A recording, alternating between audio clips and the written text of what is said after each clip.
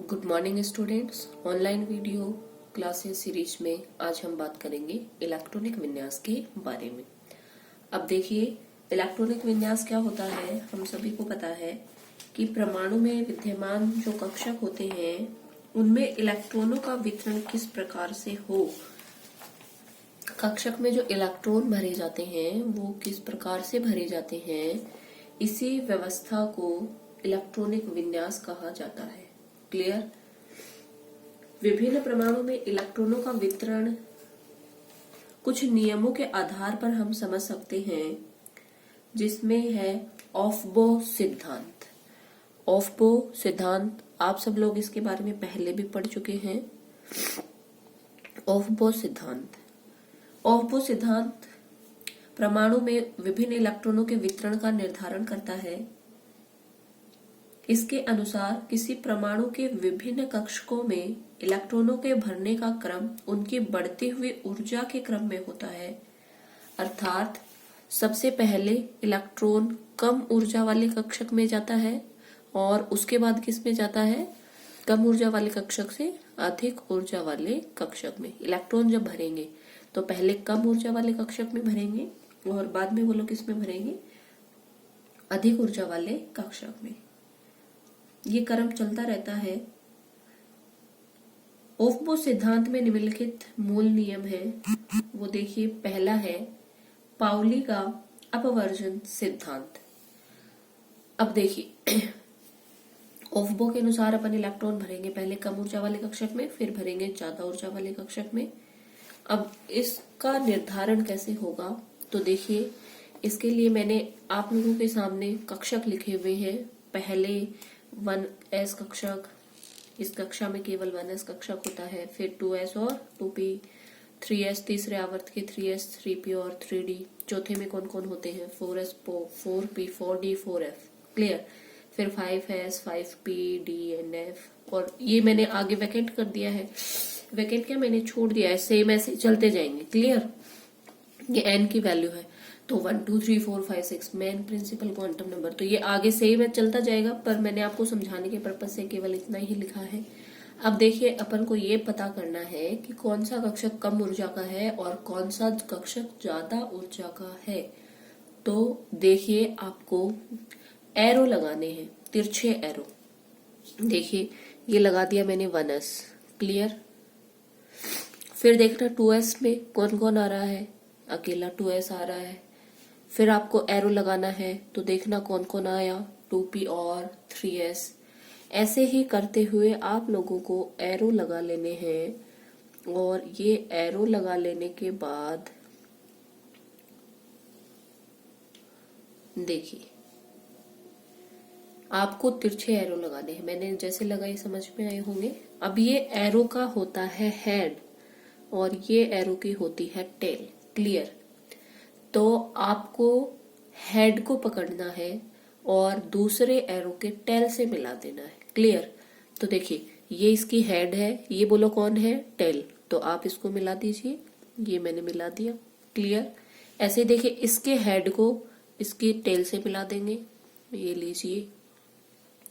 यहाँ पे देखिए, इसके एरो को इसकी किससे मिला देंगे, टेल से। ऐसे ही आपको हर एरो के हेड को अगले एरो के टेल से मिला देना है। और अब मिलने के बाद आपको देखिए समझ में आ गया होगा। अब देखिए, ये मैंने मिला दिया। अब देखिए, मेरा जो बनाइए इस तरीके से। अब देखो, अपन को पता करना है कौन से कक्षक की ऊर्जा कम है और कौन से कक्षक की ऊर्जा ज्यादा। तो देखिए, आप स्टार्टिंग से यहाँ पे पकड़िए।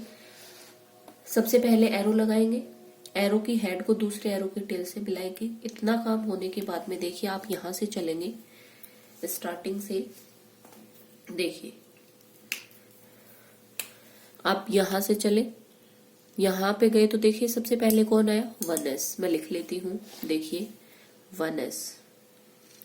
1s के बाद में देखिए, आप आगे चलते जाएंगे चलते जाएंगे चलते जाएंगे। देखना जरा कौन आ रहा है, 2s। तो 1s से ज्यादा ऊर्जा बोलो किसकी होगी, 2s की।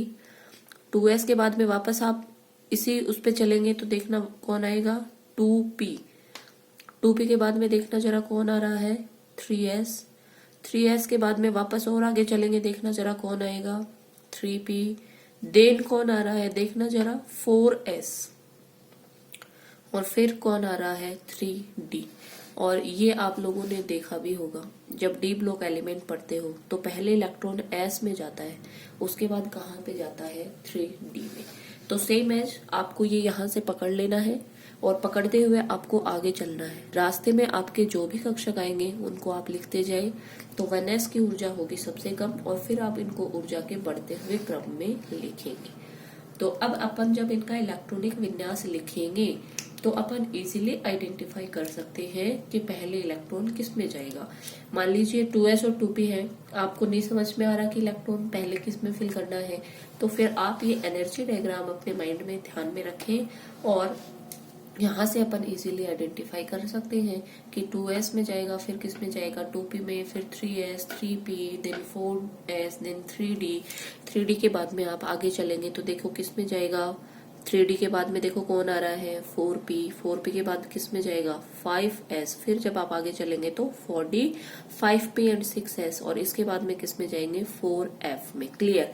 तो ये प्रोफाइल आपको ध्यान में रखना है कि सबसे कम एनर्जी वाला ऑर्बिटल्स कौन सा है, ज्यादा एनर्जी वाला ऑर्बिटल कौन सा है, क्योंकि अकॉर्डिंग टू ऑफबो पहले इलेक्ट्रॉन कम एनर्जी वाले ऑर्बिटल में जाएंगे, उसके बाद हायर एनर्जी वाले ऑर्बिटल में जाएंगे। क्लियर।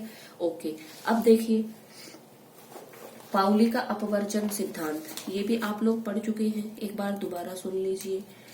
पाउली का अपवर्जन सिद्धांत क्या था बोलो, पाउली का अपवर्जन सिद्धांत। और इस सिद्धांत में अपन को पता है पाउली ने बोलो क्या कहा था, पाउली ने कहा था कि अगर हम किसी भी इलेक्ट्रॉन की चारों क्वांटम संख्याओं को देखें तो वो एक जैसी नहीं होती है।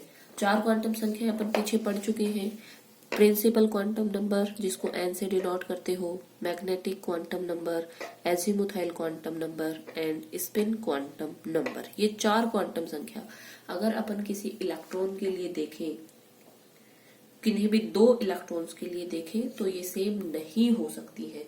अब मान लीजिए इलेक्ट्रॉन जो है वो s कक्षक में बैठा है तो उसके लिए n भी सेम होगा, m भी सेम होगी, l भी सेम होगी, लेकिन ये s का नाम s वाली जो क्वांटम संख्या है ये तो डिफरेंट होगी, क्योंकि अगर मान लीजिए एक के लिए स्पिन क्वांटम नंबर प्लस का हाफ है तो दूसरे वाले के लिए बोलो कितनी होगी माइनस का हाफ। इसका मतलब अगर एक क्लॉकवाइज रोटेशन कर रहा है तो दूसरा कैसा होगा एंटी क्लॉकवाइज। क्लियर। और इसीलिए जब अपन किसी भी कक्षक में इलेक्ट्रॉन्स को रिप्रेजेंट करते हैं तो कुछ इस तरीके से करते हैं, इसका मतलब इनके जो स्पिन क्वांटम नंबर है वो क्या है डिफरेंट। अगर एक क्लॉकवाइज घूम रहा है तो दूसरा किधर घूमेगा एंटी क्लॉकवाइज। तो पाउली ने यही कहा था कि किसी भी इलेक्ट्रॉन के किन्हीं भी दो इलेक्ट्रॉन्स के लिए अगर आप चारों क्वांटम नंबर्स को देखें तो वो कभी भी सेम नहीं होती हैं। n सेम हो सकता है, m सेम हो सकता है, एजीमुथाइल क्वांटम नंबर सेम हो सकती है, लेकिन उनका स्पिन क्वांटम नंबर तो क्या होगा अलग अलग। क्लियर। तो इसीलिए उन्होंने कहा, पाउली ने कहा कि आप कोई भी कक्षक है, आपको कक्षक में अधिकतम कितने इलेक्ट्रॉन भर सकते हो 2, और वो दोनों इलेक्ट्रॉन भी आप किसके साथ में भरेंगे विपरीत चक्रण के साथ, जैसे मैंने आपको दिखा रखा है। क्लियर। तो अकॉर्डिंग टू पाउल एक कक्षक में अधिकतम कितने इलेक्ट्रॉन 2, और वो भी किसके साथ में विपरीत चक्रण के साथ में। क्लियर। हुंड का बहुलता नियम, ये था पाउली का अपवर्जन सिद्धांत की एक कक्षक में आप 2 से ज्यादा इलेक्ट्रॉन नहीं भरे। अगर आप मान लीजिए 1s कक्षक है और उसमें अधिकतम बोलो कितने इलेक्ट्रॉन आ सकते हैं 2, पर मान लीजिए आपने को नहीं ध्यान और आपने कहीं पे भी इलेक्ट्रॉनिक विन्यास में ये कर दिया तो इसका मतलब ये क्या हो गया गलत, क्योंकि आप केवल कितने इलेक्ट्रॉन भर सकते हो 2। तो जब आप 2 भरोगे तो एक इलेक्ट्रॉन बचा वो इससे आगे वाले कक्षक में जाएगा कितना 2s1। अब ऐसा नहीं है s में एक इलेक्ट्रॉन नहीं हो सकता, हो सकता है, लेकिन अधिकतम कितने इलेक्ट्रॉन होंगे 2। क्लियर। ये बात आपको ध्यान में रखनी है। अब कौन से कक्षक में कितने इलेक्ट्रॉन रहेंगे इसके बारे में भी अपन ने बात करी हुई है। s में 2 इलेक्ट्रॉन होते हैं, पी में चूंकि 3 सब सेल होते हैं इसलिए कितने इलेक्ट्रॉन होते हैं 6। डी में कितने सब सेल होते हैं 5, तो टोटल नंबर ऑफ इलेक्ट्रॉन कितने होते हैं 10। और एफ में कितने सब सेल होते हैं 7, तो एक में 2 भरोगे तो टोटल बोलो कितने हो गए 14। क्लियर, इससे ज्यादा इलेक्ट्रॉन नहीं हो सकती है, ये बात आप लोगों को ध्यान में रखनी है। अब देखिए हुंड का अधिकतम बाहुल्यता का नियम। इस नियम के अनुसार यदि समान ऊर्जा, ध्यान दे मैं क्या बोल रही हूँ, इस नियम के अनुसार यदि समान ऊर्जा वाले रिक्त कक्षक उपलब्ध है तो इलेक्ट्रॉन पहले रिक्त कक्षक में जाएगा, और जब समान ऊर्जा वाले सारे कक्षक एक एक इलेक्ट्रॉन के द्वारा भर जाएंगे तो उनमें विपरीत चक्रण वाला दूसरा इलेक्ट्रॉन आएगा और उनका क्या हो जाएगा युग्मन। देखिए कैसे, मान लीजिए मैं P के सब सेल ले लेती हूँ और P में बोलो कितने सब सेल होते हैं 3। क्लियर, इन तीनों की अभी डिजनरेट है, ये तीनों की ऊर्जा बोलो क्या है एक समान। मान लीजिए मेरे पास इलेक्ट्रॉनिक विन्यास है P4।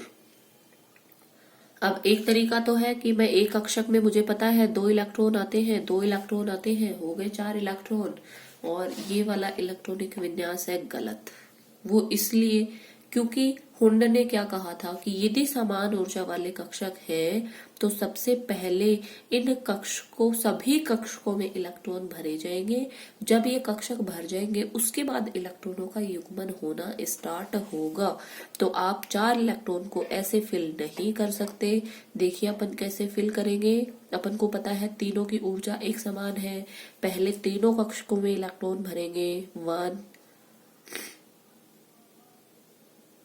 ये 2 और ये बोलो क्या हुआ 3। अब देखिए समान ऊर्जा वाले तीनों कक्षकों में अपने इलेक्ट्रॉन भर दिए और उसके बाद इलेक्ट्रॉनों का क्या होगा युग्मन। तो ये बोलो क्या हो गया सही। क्लियर, तो यही था एक कक्षक में अधिकतम 2 इलेक्ट्रॉन विपरीत चक्रण के साथ किसने बताया पाउली ने। हुंड ने अधिकतम बाहुल्यता नियम के अनुसार यदि समान ऊर्जा वाले कक्षक उपलब्ध है तो पहले आप सब में इलेक्ट्रॉन भरेंगे। जब वो कक्षक जब सब कक्षकों में इलेक्ट्रॉन भरे जाएंगे तब आप इलेक्ट्रॉन का युग्मन करवाना स्टार्ट करेंगे। ये था हुंड का अधिकतम बाहुल्यता का नियम। क्लियर, ध्यान में रखेंगे इसको। आगे देखिए n+l रूल। अब n+l रूल में बताओ, n+l रूल, और ये n बोलो क्या है यहाँ पे प्रिंसिपल क्वांटम नंबर। क्लियर, और l बोलो क्या है एजीमुथाइल क्वांटम नंबर। सब बच्चों को पता है कौन से कक्षक के लिए l का मान क्या होगा और n का मान क्या होगा। अब देखिए n+l रूल के अकॉर्डिंग आपको इलेक्ट्रॉन उस कक्षक में भरना है जिसके लिए n+l का मान कम हो। ध्यान रखेंगे, आपको इलेक्ट्रॉन उस वाले कक्षक में भरना है जिसके लिए n+l का मान क्या होना चाहिए कम। कम होगा इसका मतलब उसकी ऊर्जा बोलो क्या होगी कम। जैसे फॉर एग्जाम्पल देखिए मैं आपके सामने लिख देती हूँ 3d and 4s। क्लियर, अब देखिए n तो अपन को पता है प्रिंसिपल क्वांटम नंबर होती है। यहाँ पे जैसे n की वैल्यू है 3, यहाँ पे बोलो कितना है 4, और l की वैल्यू मेरी बताई हुई है कि यदि s कक्षक है तो l बोलो कितना होता है 0, p के लिए l का मान होता है 1, d के लिए होता है 2 और f के लिए बोलो कितना होता है 3। क्लियर, अब देखिए यहां से देखिए आप लोग, अब 3d इसके लिए n+l का मान निकाल लेती हूं मैं। n का मान बोलो कितना है यहाँ पे 3, और d का मान देखिए l के लिए d का मान बोलो कितना होता है 2। क्लियर, यहाँ पे n का मान बोलो कितना है 4, l का मान देखना s के लिए कितना होता है 0, तो इनका टोटल कितना हुआ 4। यहाँ पे देखना जरा कितना हुआ 5। क्लियर, तो अब आप लोग देख रहे हो कि n पहले इलेक्ट्रॉन उस कक्षक में जाएगा जिसके लिए n+l का मान क्या होना चाहिए कम। कम का मतलब उसकी ऊर्जा बोलो क्या होती है कम। तो आप यहाँ पे देख सकते हैं 4s में इलेक्ट्रॉन पहले जाएगा क्योंकि इसके लिए n+l का मान 4 है और इस 3d के लिए n+l का मान कितना है 5। इसका मतलब इसकी ऊर्जा बोलो क्या हो गई कम। और ऑफबो ने अपन को यही कहा था कि पहले इलेक्ट्रॉन उस वाले कक्षक में भरना है जिसकी ऊर्जा बोलो क्या होगी, कम। और ये अपन यहां से भी देख सकते हैं, अपन ने पहले इलेक्ट्रॉन भरा था 4s में और फिर इलेक्ट्रॉन बोलो कहाँ पे भरा था 3d में। क्लियर। तो ये वाली बात आप लोगों को ध्यान में रखनी है। अब मान लीजिए कई बार ऐसा हो जाता है कि वैल्यू सेम आ जाती है, तब अपन लोग क्या करेंगे, देखिए फॉर एग्जाम्पल एल पी के लिए इसका मान 1 होता है, डी के लिए 2 एंड एफ के लिए बोलो कितना होता है 3। अब देखो मैं ये ले लेती हूँ 3d एंड 5s, ये 2 ऑर्बिटल लिए हैं मैंने। क्लियर। इसके लिए n प्लस एल का मान जब आप निकालेंगे 3 और 2 बोलो कितना हो गया 5, और 5s के लिए s का मान 0 बोलो ये भी कितना हो गया 5। तो फिर इलेक्ट्रॉन कौन से वाले कक्षक में भरेंगे, क्योंकि n प्लस एल की वैल्यू बोलो क्या आ गई सेम।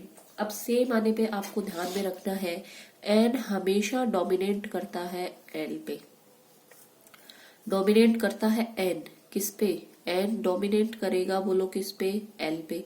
तो आपको उस वाले कक्षक में इलेक्ट्रॉन भरने हैं जहां पे n का मान बोलो क्या होगा कम होगा। ध्यान रखेंगे n प्लस एल रूल के अकॉर्डिंग आपको इलेक्ट्रॉन उस वाले ऑर्बिटल में भरने हैं जिसके लिए n प्लस एल की वैल्यू कम होगी।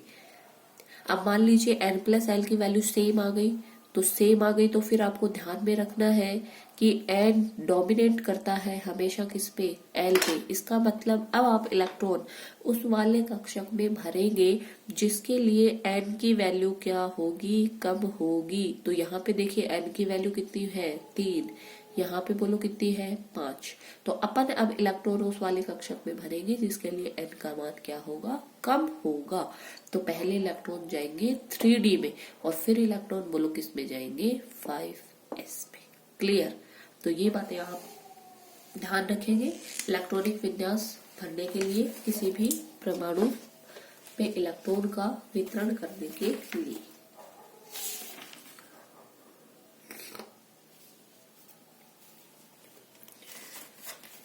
क्लियर।